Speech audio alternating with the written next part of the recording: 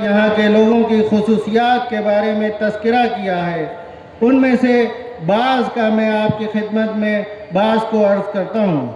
یک می‌فرمودند هند تنها یک کشور نیست، تنها یک کشور نیست، بلکه یک تمدن انسانی و بشری است.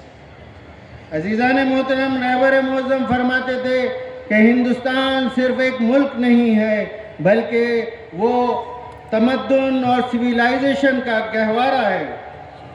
و در طول تاریخ در طول تاریخ این ملت بزرگ شناخته شده است به معنویت، به عرفان و به فلسفه. और दूसरी खुसूसियत फरमाते थे कि तूले तारीख में हिंदुस्तान अपनी मानवियत और इरफान और फ़लसफ़े में मशहूर रहा है। ایشون می‌فرمودند این ملت عزیز و بزرگ معروف است به خداجویی، یعنی به دنبال حقیقت مطلق هست. और तीसरी चीज़ वो ये फरमाते थे कि ये मिल्लत एक ऐसी मिल्लत है जो खुदा की तलाश में है, जो परवरदिगार और खालिक की तलाश में है, यानी यहाँ के लोग हकीकत को ढूंढने वालों में उनका शुमार होता है।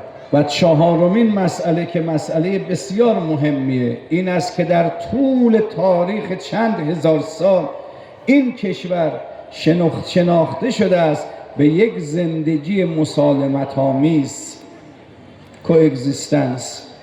और चौथी और बहुत ही अहम खुसूसियत यहाँ की ये है कि यहाँ की अगर तारीख़ पर नज़र डालेंगे, कई हज़ार साल की जो हिंदुस्तान की तारीख़ है, इस पूरे अरसे में हिंदुस्तान की जो पहचान है वो ऐसी पहचान है कि यहाँ के लोग मिलजुल कर प्यार मोहब्बत से भाईचारगी के साथ एक दूसरे के साथ ज़िंदगी गुजारते हैं।